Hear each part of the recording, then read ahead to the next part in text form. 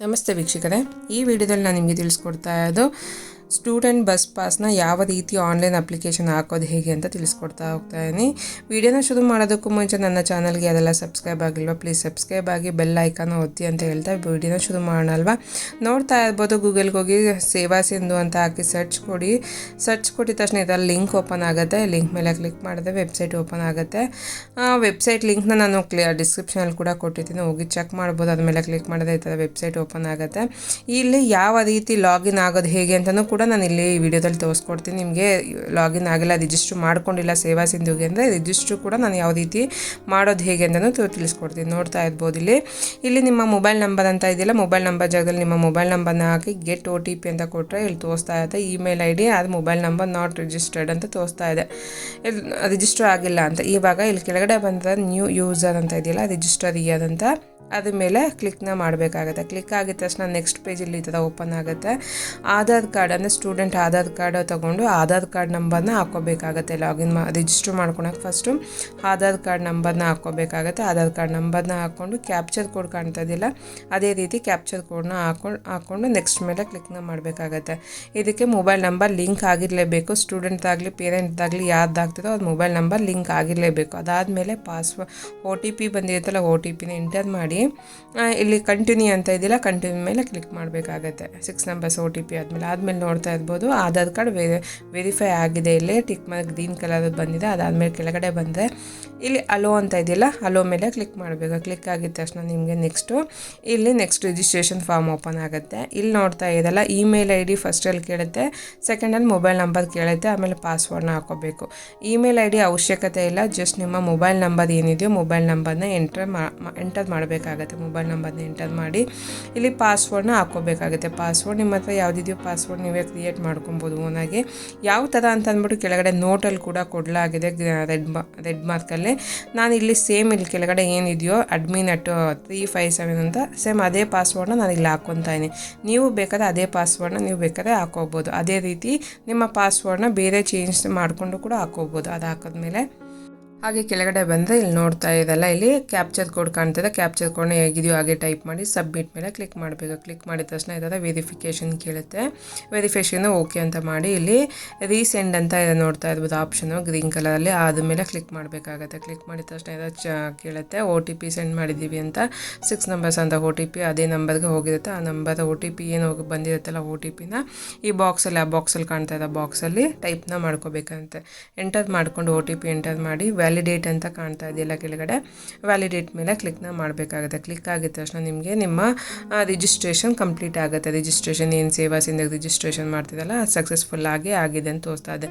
Login the application using your mobile number or password ಅಂತ ಕೇಳ್ತಾ ಇದೆ. ನಂಬರಿಂದ ಪಾಸ್ವರ್ಡ್ ಇಲ್ಲಾಂದರೆ OTP ಮುಖಾಂತರ ನೀವು ಲಾಗಿನ್ ಕೂಡ ಆಗ್ಬೋದಾಗಿರುತ್ತೆ. ಇವಾಗ ವಾಪಸ್ ಬ್ಯಾಕ್ ಪೇಜಿಗೆ ಬಂದರೆ ನೋಡ್ತಾ ಇರ್ಬೋದು, ಇಲ್ಲಿ ಮತ್ತೆ ವಾಪಸ್ ನಿಮ್ಮ ಮೊಬೈಲ್ ನಂಬರ್ ಮೇನ್ ಪೇಜಿಗೆ ಬಂದರೆ ಮೊಬೈಲ್ ನಂಬರ್ ಏನು ರಿಜಿಸ್ಟರ್ ಮಾಡಿರ್ತಿದ್ದಲ್ಲ ಮೊಬೈಲ್ ನಂಬರು, ಆ ಮೊಬೈಲ್ ನಂಬರ್ನ ಹಾಕ್ಕೋಬೇಕಾಗತ್ತೆ. ಹಾಕ್ಕೊಂಡು ಇಲ್ಲಿ ಪಾಸ್ವರ್ಡ್ ಏನು ಕ್ರಿಯೇಟ್ ಮಾಡಿರ್ತಿದ್ದಲ್ಲ ಪಾಸ್ವರ್ಡ್, ಅದೇ ಪಾಸ್ವರ್ಡ್ನ ಇಲ್ಲಿ ಎಂಟರ್ ಮಾಡಬೇಕಾಗತ್ತೆ. ಎಂಟರ್ ಮಾಡಿ ಇಲ್ಲಿ ಕ್ಯಾಪ್ಚರ್ ಕೋಡ್ ಕೆಳಗಡೆ ಕಾಣ್ತಾ ಇದೆಯಲ್ಲ, ಕ್ಯಾಪ್ಚರ್ ಕೋಡ್ನ ಎಂಟರ್ ಮಾಡಿ ಸಬ್ಮಿಟ್ ಬಟನ್ ಮೇಲೆ ಕ್ಲಿಕ್ ಮಾಡಬೇಕಾಗುತ್ತೆ.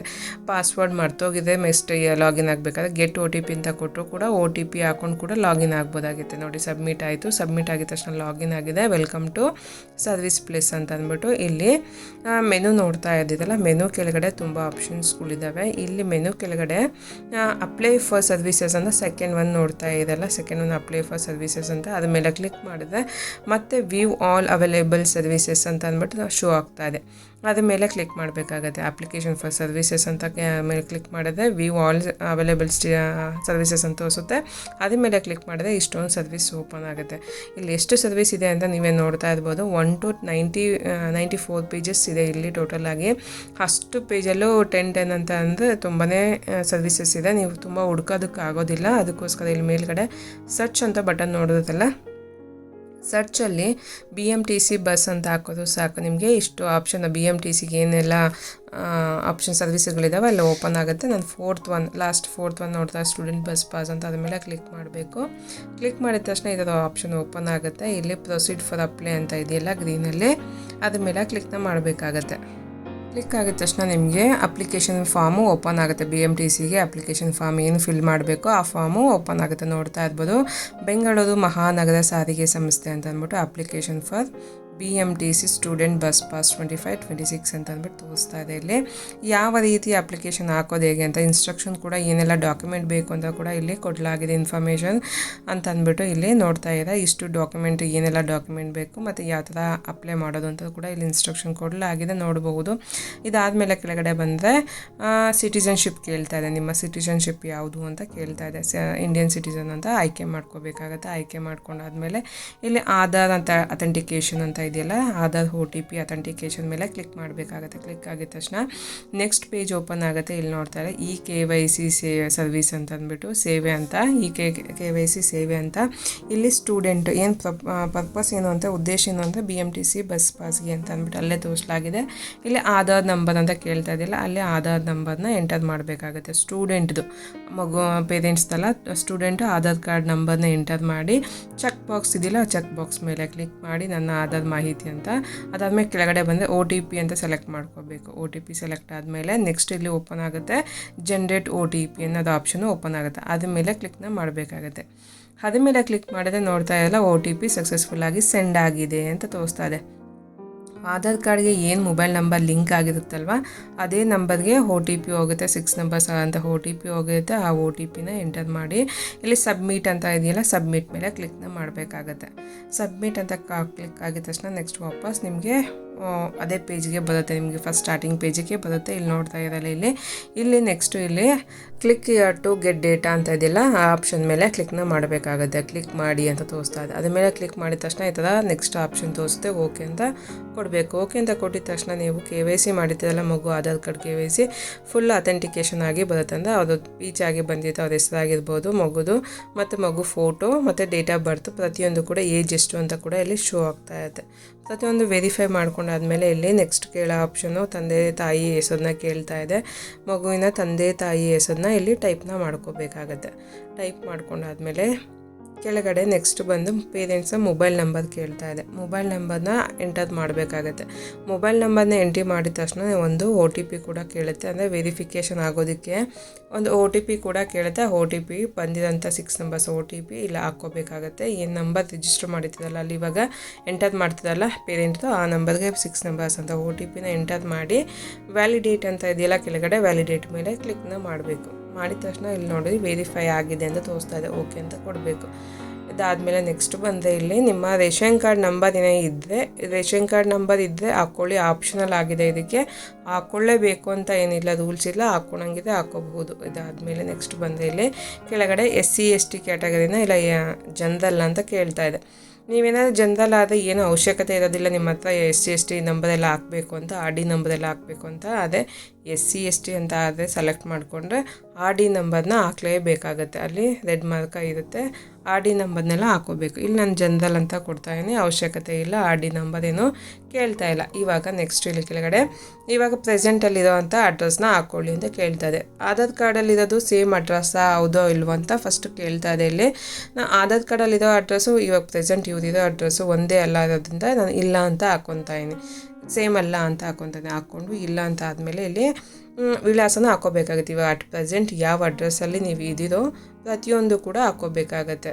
ಯಾವ ಊರು, ಯಾವ ಗ್ರಾಮಕ್ಕೆ ಸೇರ್ತಿದೆ, ಏನು ತಾಲೂಕು ಬರುತ್ತೆ ಪ್ರತಿಯೊಂದು ಹಾಕ್ಕೊಂಡು ಡಿಸ್ಟ್ರಿಕ್ ಎಲ್ಲ ಸೆಲೆಕ್ಟ್ ಮಾಡಿಕೊಂಡು ಪಿನ್ ಕೋಡ್ ಕೂಡ ಹಾಕ್ಕೋಬೇಕಾಗತ್ತೆ. ಪಿನ್ ಕೋಡ್ ಸಮೇತ ಪ್ರತಿಯೊಂದು ಕೂಡ ಇಲ್ಲಿ ಟೈಪ್ ಮಾಡ್ಕೋಬೇಕಾಗತ್ತೆ. ಅದಾದಮೇಲೆ ನೆಕ್ಸ್ಟು ಅಡ್ರೆಸ್ನೆಲ್ಲ ಕರೆಕ್ಟಾಗಿ ಫಿಲ್ ಆದಮೇಲೆ ಕೆಳಗಡೆ ಬಂದರೆ ಕೋರ್ಸ್ನ ಕ್ಯಾಟಗರಿ ಕೇಳ್ತಾ ಇದೆ. ಕೋರ್ಸ್ ಯಾವ ಕೋರ್ಸು ಅಂತ ಅಂದ್ಬಿಟ್ಟು ಇಲ್ಲಿ ಸೆಲೆಕ್ಟ್ನ ಮಾಡ್ಕೊಳ್ಳಿ ಅಂತ ತೋರಿಸ್ತಾ ಇದೆ. ಇಲ್ಲಿ ಕೆಳಗಡೆ ಸೆಲೆಕ್ಟ್ ಅಂತ ಇದೆಯಲ್ಲ, ಸೆಲೆಕ್ಟ್ ಮೇಲೆ ಕ್ಲಿಕ್ ಮಾಡಿದ್ರೆ ಪ್ರೈಮರಿ, ಹೈಸ್ಕೂಲು, CBSE, PUC ಅಂತ ಕೇಳ್ತಾ ಇದೆ. ನಿಮ್ಮ ಯಾವ ಸೆಲೆಕ್ಟ್ ಅಂತ ಸೆಲೆಕ್ಟ್ ಮಾಡ್ಕೋಬೇಕಾಗತ್ತೆ. ನಾನಿಲ್ಲಿ ಪ್ರೈಮರಿ ಸ್ಕೂಲ್ಗೆ ಈ ಸಲ ಆಗ್ತಾ ಇರೋದು ನಿಮಗೆ ತೋರಿಸ್ತಾ ಇರೋದು. ನಾನು ಆಲ್ರೆಡಿ ನಿಮಗೆ PUCದು ಯಾವ ರೀತಿ ಅಂತ ತೋರಿಸಿದ್ದೀನಿ. ಇವಾಗ ಪ್ರೈಮರಿ ಸೆಲೆಕ್ಟ್ ಮಾಡ್ಕೊಂಡಾದ್ಮೇಲೆ ಇಲ್ಲಿ ಕೆಳಗಡೆ ಸ್ಯಾಟ್ ನಂಬರ್ನ ಕೇಳ್ತಾ ಇದೆ. ಸ್ಯಾಟ್ ನಂಬರ್ನ ಹಾಕ್ಕೋಬೇಕಾಗತ್ತೆ. ಹಾಕ್ಕೊಂಡಿದ ತಕ್ಷಣ ನಿಮಗೆ ಪ್ರತಿಯೊಂದು ಕೂಡ ಇಲ್ಲಿ ಶೋ ಆಗುತ್ತೆ. ಮಗು ಹೆಸರಾಗಿರ್ಬೋದು, ಯಾವ ಕ್ಲಾಸು, ಸ್ಕೂಲ್ ಹೆಸರೇನು ಮತ್ತು ಸ್ಕೂಲ್ ಅಡ್ರೆಸ್ಸು ಪ್ರತಿಯೊಂದು ಕೂಡ ಆಟೋಮೆಟಿಕಲ್ಲಿ ಶೋ ಆಗುತ್ತೆ. ಅದಾದಮೇಲೆ ಕೆಳಗಡೆ ಬಂದೆ ನೋಡ್ತಾ ಇರಲ್ಲ ಟ್ರಾವೆಲ್ ರೂಟು ಡೀಟೇಲ್ಸ್ ಕೇಳ್ತಾ ಇದೆ. ಟ್ರಾವೆಲ್ ರೂಟ್ ಡೀಟೇಲ್ಸ್ ಅಂತ ಅಂದ್ಬಿಟ್ಟು ಇಲ್ಲಿ ಫ್ರಮ್ ಎಲ್ಲಿಂದ ಮಗು ಎಲ್ಲಿ ಹತ್ತುತ್ತೆ ಮತ್ತು ಎಲ್ಲಿ ಇಳಿಯುತ್ತೆ. ಫಸ್ಟ್ ಸ್ಟಾರ್ಟಿಂಗು ಅವ್ರ ಮನೆಯಿಂದ ಯಾವ ಬಸ್ ಸ್ಟ್ಯಾಂಡು, ಅವ್ರ ಮನೆ ಹತ್ರ ಯಾವ ಬಸ್ ಸ್ಟ್ಯಾಂಡು, ಅಲ್ಲಿಂದ ಊರಿಂದ ಅಡ್ರೆಸ್ ಹಾಕೋಬೇಕಾಗುತ್ತೆ. ಮತ್ತು ಟು ಸ್ಟಾಪ್, ಲಾಸ್ಟ್ ಸ್ಟಾಪ್ ಎಲ್ಲಿ ಸ್ಕೂಲು ಇರೋದೆಲ್ಲಿ ಅಲ್ಲಿಗೆ ಸೆಲೆಕ್ಟ್ನ ಮಾಡ್ಕೋಬೇಕಾಗತ್ತೆ. ಅದಾದಮೇಲೆ ಮಧ್ಯದಲ್ಲಿ ವಯಾನ ಹಾಕ್ಕೋಬೇಕಾಗತ್ತೆ, ಎಲ್ಲಿ ಹತ್ತಾರೆ ಎಲ್ಲಿ ಇಳಿತಾರೆ ಅಂತ ಅದನ್ನು ಕೂಡ ಒಂದು ಸ್ವಲ್ಪ ಹಾಕ್ಕೋಬೇಕಾಗತ್ತೆ. ಹಾಕ್ಕೊಂಡಾದ್ಮೇಲೆ ಕೆಳಗಡೆ ನೋಡ್ತಾ ಇರ್ಬೋದು, ಅಮೌಂಟು ಕೂಡ ತೋರಿಸುತ್ತೆ, ಎಷ್ಟು ಅಮೌಂಟ್ ಇದೆ ಇದಕ್ಕೆ, ಅಮೌಂಟ್ ಎಷ್ಟು ಅಂತ ಕೂಡ ಇಲ್ಲಿ ಶೋ ಆಗ್ತಾ ಇದೆ. ನೆಕ್ಸ್ಟ್ ಕೆಳಗಡೆ ಬಂದೆ ಡಿಕ್ಲರೇಷನಲ್ಲಿ ಇಲ್ಲಿ ಚೆಕ್ ಬಾಕ್ಸ್ ನೋಡ್ತಾ ಇರಲ್ಲ, ಆ ಎಗ್ರಿ ಅಂತ ಮೇಲೆ ಕ್ಲಿಕ್ ಮಾಡಿ ಇಲ್ಲಿ ಕ್ಯಾಪ್ಚರ್ ಕೋಡ್ನ ಎಂಟರ್ ಮಾಡಿ ಸಬ್ಮಿಟ್ ಅಂತ ಇದಿಲ್ಲ, ಸಬ್ಮಿಟ್ ಮೇಲೆ ಕ್ಲಿಕ್ನ ಮಾಡಬೇಕಾಗುತ್ತೆ. ಕ್ಲಿಕ್ ಮಾಡಿದ ತಕ್ಷಣ ನೆಕ್ಸ್ಟ್ ಪೇಜಲ್ಲಿ ಓಪನ್ ಆಗುತ್ತೆ. ನೆಕ್ಸ್ಟ್ ಪೇಜಲ್ಲಿ ನೀವು ಏನೆಲ್ಲ ಡಾಕ್ಯುಮೆಂಟ್ ಇಲ್ಲಿ ಫಿಲ್ ಮಾಡ್ತಿರಲ್ಲ ಅದೆಲ್ಲ ಅಪ್ಲಿಕೇಶನ್ ಫಿಲ್ ಮಾಡಿದ್ದೆಲ್ಲ ಇಲ್ಲಿ ಶೋ ಆಗುತ್ತೆ. ನಿಮ್ಮ ಮಗುದು ಡೀಟೇಲ್ಸ್ ಆಗಿರ್ಬೋದು, ಸ್ಕೂಲ್ ಡೀಟೇಲ್ಸು, ತಂದೆ ತಾಯಿ ಹೆಸರಾಗಿರ್ಬೋದು, ಮೊಬೈಲ್ ನಂಬರ್ ಪ್ರತಿಯೊಂದು ಇಲ್ಲಿ ಶೋ ಆಗುತ್ತೆ. ಕರೆಕ್ಟಾಗಿದೆಯೋ ಇಲ್ಲ ಅಂತ ವೆರಿಫೈ ಮಾಡ್ಕೊಂಡು ಕ್ರಾಸ್ ಚೆಕ್ ಮಾಡ್ಕೋಬೇಕಾಗುತ್ತೆ. ಕ್ರಾಸ್ ಚೆಕ್ ಮಾಡ್ಕೊಂಡು ಎಲ್ಲ ಕರೆಕ್ಟಾಗಿದೆ ಅಂತ ಬಂದಾಗ ಕೆಳಗಡೆ ಲಾಸ್ಟಲ್ಲಿ ಅಟ್ಯಾಚ್ ಅನೆಕ್ಚರ್ ಅಂತಿದೆಯಲ್ಲ ಅದ್ರ ಮೇಲೆ ಕ್ಲಿಕ್ನ ಮಾಡಿ. ಕ್ಲಿಕ್ ಮಾಡಿದ ತಕ್ಷಣ ನೆಕ್ಸ್ಟ್ ಪೇಜಲ್ಲಿ ಓಪನ್ ಆಗುತ್ತೆ. ಇಲ್ಲಿ ಡಾಕ್ಯುಮೆಂಟ್ನ ಅಪ್ಲೋಡ್ ಮಾಡೋ ಟೈಮ್ ಆಗಿರುತ್ತೆ. ಇದು ಫೀಸ್ ರೆಸಿಪ್ಟ್ ಕೇಳ್ತಾ ಇದೆ, ಅಲ್ಲಿಗೆ ಸೆಲೆಕ್ಟ್ ಮೇಲೆ ಕ್ಲಿಕ್ ಮಾಡಿದೆ. ಫೀಸ್ ರೆಸಿಪ್ಟ್ ಅಂತ ಮೇಲೆ ಸೆಲೆಕ್ಟ್ ಮಾಡ್ಕೊಳ್ಳಿ. ಅದಾದಮೇಲೆ ಫೋಟೋ ಮೇಲೆ ಸೆಲೆಕ್ಟ್ ಮಾಡ್ಕೊಳ್ಳಿ. ಫೀಸ್ ಪೇಮೆಂಟಲ್ಲಿ ನೀವು ಫೀಸ್ ರೆಸಿಪ್ಟು ಮತ್ತು ಸ್ಕೂಲ್ ಅಪ್ಲಿಕೇಶನ್ ಫಾರ್ಮ್ ಎರಡನ್ನೂ ಅಟ್ಯಾಚ್ ಮಾಡಿ ಚೂಸ್ ಫೈಲ್ ಮೇಲೆ ಅಟ್ಯಾಚ್ ಮಾಡಬೇಕಾಗುತ್ತೆ. ಆದಮೇಲೆ ಸೇವ್ ಮಾಡಿ, ಸೇವ್ ಕೊಟ್ಟರೆ ಸೇವ್ ಆಗುತ್ತೆ. ನೆಕ್ಸ್ಟ್ ಪೇಜಲ್ಲೇ ಓಪನ್ ಆಗುತ್ತೆ. ಇಲ್ಲಿ ನೋಡ್ತಾ ಇರ್ಬೋದು ಅನೆಕ್ಚರ್ ಲಿಸ್ಟ್ ಕೂಡ ಇಲ್ಲಿ ತೋರಿಸ್ತಾ ಇದೆ, ಏನೆಲ್ಲ ಡಾಕ್ಯುಮೆಂಟ್ನ ನೀವು ಅಪ್ಲೋಡ್ ಮಾಡಿದ್ದೀರಾ ಅಂತ ಅಂದ್ಬಿಟ್ಟು. ಎಲ್ಲ ಕರೆಕ್ಟಾಗಿ ಚೆಕ್ ಮಾಡ್ಕೊಂಡಾದ್ಮೇಲೆ ಇಲ್ಲಿ ಸಬ್ಮಿಟ್ ಅಂತ ಇದೆಯಲ್ಲ, ಸಬ್ಮಿಟ್ ಮೇಲೆ ಕ್ಲಿಕ್ನ ಮಾಡಬೇಕಾಗುತ್ತೆ. ಕ್ಲಿಕ್ ಆಗಿದ ತಕ್ಷಣ ನೋಡ್ತಾ ಇದೆಲ್ಲ ಈ ಥರ ನಿಮ್ಮ ಅಕ್ನಾಲೇಜ್ಮೆಂಟ್ ಕೂಡ ಇದರ ಜನ್ರೇಟ್ ಆಗಿ ಬರುತ್ತೆ. ಅಕ್ನಾಲೇಜ್ಮೆಂಟ್ ಏನು BMTC ಪಾಸ್ಗೆ ಅಪ್ಲೈ ಮಾಡಿದ್ದೀರೋ ಅಕ್ನಾಲೇಜ್ಮೆಂಟ್ ಈ ಥರ ಜನ್ರೇಟ್ ಆಗುತ್ತೆ. ಇದೊಂದು ಪ್ರಿಂಟ್ ಔಟ್ನ ತೊಗೊಂಡು ಇಟ್ಕೋಬೇಕು. ಒಂದು ದಿನ ಆದಮೇಲೆ ನಿಮಗೊಂದು ಮೆಸೇಜ್ ಕೂಡ ಬರುತ್ತೆ, ಯಾವ ರೀತಿ ಅಪಾಯಿಂಟ್ಮೆಂಟ್ ಹಾಕೋದು ಕೂಡ ನಾನು ಇಲ್ಲಿ ತಿಳಿಸ್ಕೊಡ್ತಾ ಹೋಗ್ತೀನಿ. ನೆಕ್ಸ್ಟು ಅಪಾಯಿಂಟ್ಮೆಂಟ್ ಹಾಕ್ಕೊಂಡು ಹೋಗೋದು.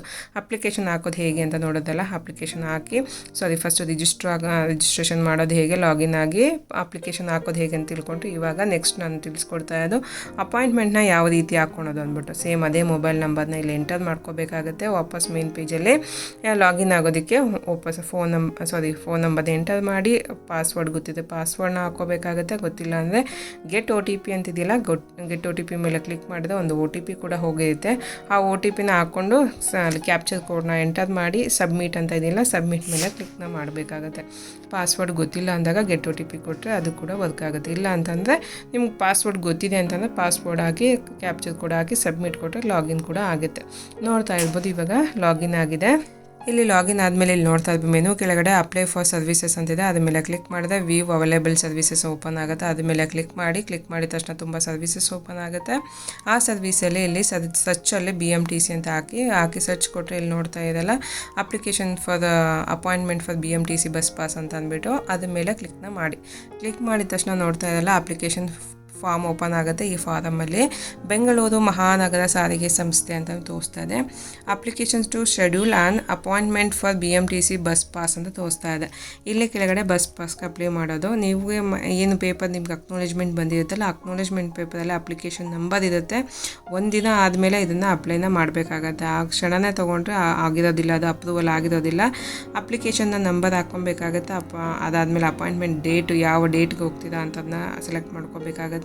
ಅದಾದಮೇಲೆ ನೀವು ಯಾವ ಕೌಂಟರ್ಗೆ ಹೋಗ್ತೀರಾ ಅಂತ ಸೆಲೆಕ್ಟ್ ಮಾಡ್ಕೋಬೇಕಾಗುತ್ತೆ. ಕೌಂಟರ್ನ ಸೆಲೆಕ್ಟ್ ಮಾಡಿಕೊಂಡು ಅದಕ್ಕೆ ಕ್ಲಿಕ್ ಮಾಡಬೇಕಾಗತ್ತೆ. ಅಲ್ಲಿ ದಯವಿಟ್ಟು ಕ್ಲಿಕ್ ಮಾಡಿ ಅಂತ ತೋರಿಸುತ್ತಲ್ಲ, ಆ ವಿವರಗಳಿಗೋಸ್ಕರ ಅದ್ರ ಮೇಲೆ ಕ್ಲಿಕ್ನ ಮಾಡಿ. ಫಸ್ಟ್ ಇಲ್ಲಿ ಟೈಪ್ನ ಮಾಡ್ಕೊತಾ ಇದ್ದೀನಿ. ಇಲ್ಲಿ ಟೈಪ್ ಆದಮೇಲೆ ಡೇಟ್ನ ಸೆಲೆಕ್ಟ್ ಮಾಡ್ಕೋಬೇಕಾಗತ್ತೆ. ಯಾವ ಡೇಟ್ಗೆ ನೀವು ಹೋಗ್ತೀರಾ, ಸ್ಲಾಟ್ ಕೂಡ ಇಲ್ಲಿ ತೋರಿಸ್ತಾ ಇರುತ್ತೆ. ನಿಮಗೆ ಯಾವ ಡೇಟು ಯಾವ ಟೈಮಿಂಗ್ಸ್ ಅಂತ ಕೂಡ ಇರುತ್ತೆ. ಇಲ್ಲಿ ಡೇಟ್ ಸೆಲೆಕ್ಟ್ ಆದಮೇಲೆ ಯಾವ ಕೌಂಟರ್ಗೆ ಅಂತ ತುಂಬ ಆಪ್ಷನ್ಗಳಿರ್ತವೆ. ನಿಮ್ಮ ಏರಿಯಾಗೆ ನೀವು ಯಾವುದಕ್ಕೆ ನಿಯರೆಸ್ಟ್ ಇಲ್ಲ ಕಾಲೇಜಿಗೆ ನಿಯರೆಸ್ಟ್ ಇದೆಯೋ ಅದನ್ನು ಸೆಲೆಕ್ಟ್ ಮಾಡ್ಕೊಳ್ಳಿ. ಸೆಲೆಕ್ಟ್ ಆದಮೇಲೆ ಇಲ್ಲಿ ಕ್ಲಿಕ್ ದಯವಿಟ್ಟು ಕ್ಲಿಕ್ ಮಾಡಿ ಅಂತ ತೋರಿಸ್ತಾ ಇದೆಯಲ್ಲ, ಕ್ಲಿಕ್ ದ ಡೀಟೇಲ್ಸ್ ಅಂತ ಅದ್ರ ಮೇಲೆ ಕ್ಲಿಕ್ ಮಾಡಿದ ತಕ್ಷಣ ಇಲ್ಲಿ ಓಕೆ ಅಂತ ಆಪ್ಷನ್ ಬರುತ್ತೆ. ಓಕೆ ಕೊಟ್ಟರೆ ಇಲ್ಲಿ ಸ್ಲಾಟ್ನ ಸೆಲೆಕ್ಟ್ ಮಾಡ್ಕೋಬೇಕಾಗತ್ತೆ. ಸ್ಲಾಟ್ನ ಸೆಲೆಕ್ಟ್ ಮಾಡ್ಕೊಳ್ಳಿ, ಯಾವ ಸ್ಲಾಟ್ ನಿಮಗೆ ಬೇಕು ಅಂತ ಅಂದ್ಬಿಟ್ಟು ಸ್ಲಾಟ್ನ ಸೆಲೆಕ್ಟ್ ಮಾಡಿಕೊಂಡು ಈ ಟೈಮ್ಗೆ ಅಂತ ಸೆಲೆಕ್ಟ್ ಮಾಡ್ಕೊಳ್ಳಿ. ಯಾವ ಟೈಮ್ಗೆ ಎಲ್ಲಿ ಓಪನ್ ಇರುತ್ತೋ ಆ ಟೈಮ್ಗೆ ಸೆಲೆಕ್ಟ್ ಆದಮೇಲೆ ನೆಕ್ಸ್ಟ್ ನಿಮಗೆ ಕೆಳಗಡೆ ಡೀಟೇಲ್ಸ್ ಎಲ್ಲ ವಿವರಗಳೆಲ್ಲ ಕೆಳಗಡೆ ಪೂರ್ತಿ ಬಂದಿರುತ್ತೆ. ಅಂದರೆ ಏನೋ ನೀವು ಟೈಪ್ ಮಾಡೋ ಅವಶ್ಯಕತೆ ಇಲ್ಲ. ಅಪ್ಲಿಕೇಶನ್ ನಂಬರ್ ಆಗಿದ ತಕ್ಷಣ ನಿಮ್ಗೆ ಇದೆಲ್ಲ ಡೀಟೇಲ್ಸ್ ಎಲ್ಲ ಫಿಲ್ ಆಗಿದ ತಕ್ಷಣ ಫಸ್ಟ್ ಕೆಳಗಡೆ ಆಟೋಮೆಟಿಕ್ಕಾಗಿ ವಿದ್ಯಾರ್ಥಿ ಹೆಸರು ಮತ್ತು ಇನ್ಸ್ಟಿಟ್ಯೂಟ್ ನೇಮು ಪ್ರತಿಯೊಂದು ಕೂಡ ಇಲ್ಲಿ ಶೋ ಆಗ್ತಾ ಇರುತ್ತೆ. ನೋಡ್ತಾ ಇರ್ಬೋದು ಕೆಳಗಡೆ ಪ್ರತಿಯೊಂದು ಕೂಡ ಆಟೋಮೆಟಿಕ್ ಬಂದಿರುತ್ತೆ ಇದೆಲ್ಲ ಸೆಲೆಕ್ಟ್ ಮಾಡೋ ಅಷ್ಟರಲ್ಲಿ. ಅದಾದಮೇಲೆ ಕೆಳಗಡೆ ಲಾಸ್ಟಲ್ಲಿ ಇಲ್ಲಿ ಕ್ಯಾಪ್ಚರ್ ಕೋಡ್ ಏನು ಕಾಣ್ತಾ ಇದೆಯಲ್ಲ, ಕ್ಯಾಪ್ಚರ್ ಕೋಡ್ನ ಹಾಕೋಬೇಕಾಗತ್ತೆ. ಕ್ಯಾಪ್ಚರ್ ಕೋಡ್ನ ಯಾವ ರೀತಿ ಇದೆಯೋ ಅದೇ ರೀತಿನ ಎಂಟರ್ ಮಾಡಿ ಕೆಳಗಡೆ ಸಬ್ಮಿಟ್ ಅಂತ ಇದೆಯಲ್ಲ, ಸಬ್ಮಿಟ್ ಮೇಲೆ ಕ್ಲಿಕ್ನ ಮಾಡಬೇಕಾಗತ್ತೆ. ಕ್ಯಾಪ್ಚರ್ ಕೋಡ್ನ ಎಂಟರ್ ಮಾಡಿ ಸಬ್ಮಿಟ್ನ ಕೊಡಬೇಕಾಗತ್ತೆ. ಸಬ್ಮಿಟ್ ಅಂತ ಕೊಟ್ಟಿದ ತಕ್ಷಣ ನಿಮಗೆ ಅಪ್ಲಿಕೇಶನು ಒಂದ್ಸಲ ಶೋ ಆಗುತ್ತೆ. ನೀವು ಏನೆಲ್ಲ ಅಪ್ಲೈ ಮಾಡಿದ್ದೀರಲ್ಲ ಡೇಟು ಟೈಮೆಲ್ಲ ಅದೆಲ್ಲ ಒಂದ್ಸಲ ಚೆಕ್ ಮಾಡಿ ಅಂತ ತೋರಿಸ್ತಾ ಇದೆ. ನೀವು ಒಂದ್ಸಲ ವೆರಿಫೈ ಮಾಡ್ಕೊಳ್ಳಿ. ಇದು ಹಾಕಿದ್ಮೇಲೆ ತಿರುಗಿ ಇನ್ನೊಂದ್ಸಲ ನೀವು ಮತ್ತೆ ವಾಪಸ್ ನೀವು ಬೇರೆ ಡೇಟ್ಗೆ ಚೇಂಜ್ ಮಾಡೋದಕ್ಕೆ ಆಪ್ಷನ್ ಇರೋದಿಲ್ಲ. ಒಂದೇ ಸಲ ಇರೋದ್ರಿಂದ ಡೇಟ್ ಎಲ್ಲ ಕರೆಕ್ಟಾಗಿ ನೋಡ್ಕೊಂಡು ಮಾಡ್ಕೋಬೇಕಾಗತ್ತೆ. ನೆಕ್ಸ್ಟ್ ಡೇಗೆ ಇಲ್ಲ ನೆಕ್ಸ್ಟ್ ವೀಕಿಗೆ ಬೇಕು ಅಂತ ಆಮೇಲೆ ಚೇಂಜ್ ಆಗೋಲ್ಲ. ನೆಕ್ಸ್ಟ್ ಇನ್ನೊಂದ್ಸಲ ಅಪ್ಲೈ ಮಾಡೋದಕ್ಕಾಗಲ್ಲ. ಕರೆಕ್ಟಾಗಿದೆ ಚೆಕ್ ಮಾಡಿಕೊಂಡು ಸಬ್ಮಿಟ್ ಅಂತ ಇದೆಯಲ್ಲ ಮತ್ತೆ ಸಬ್ಮಿಟ್ ಕೊಟ್ಟರೆ ಈ ಥರ ನೆಕ್ಸ್ಟ್ ಅಪ್ಲಿಕೇಶನ್ ಓಪನ್ ಆಗುತ್ತೆ. ಈ ಅಪಾಯಿಂಟ್ಮೆಂಟ್ ಅಪ್ಲಿಕೇಶನ್ನ ತೊಗೊಂಡೋಗಿ ನೀವು ಯಾವ ಸೆಂಟರ್ಗೆ ಯಾವ ಇದಕ್ಕೆ ನೀವು ಬೆಂಗಳೂರು ಬಂದು ಯಾವುದಕ್ಕೆ ಅಂತ ಹಿರಿಯಾಗಿ ಅಂತ ಹಾಕ್ಕೊಂಡಿದ್ದೀರಲ್ಲ ಅಲ್ಲಿ ಎತ್ಕೊಂಡು ಹೋಗಿ ಕೊಟ್ಟು ನೀವು ಡೈರೆಕ್ಟ್ ಸ್ಟೂಡೆಂಟೇ ಹೋಗಬೇಕಾಗತ್ತೆ. ಯಾವುದು ಪೇರೆಂಟ್ ಹೋದರೆ ಕೊಡೋದಿಲ್ಲ. ಡೈರೆಕ್ಟ್ ಸ್ಟೂಡೆಂಟೇ ಹೋಗಿ ಇದನ್ನು ಅಪ್ಲೈನ ಮಾಡ್ಕೋಬೇಕಾಗತ್ತೆ. ಅಂದರೆ ಬಸ್ ಪಾಸ್ನ ತೊಗೋಬೇಕಾಗತ್ತೆ.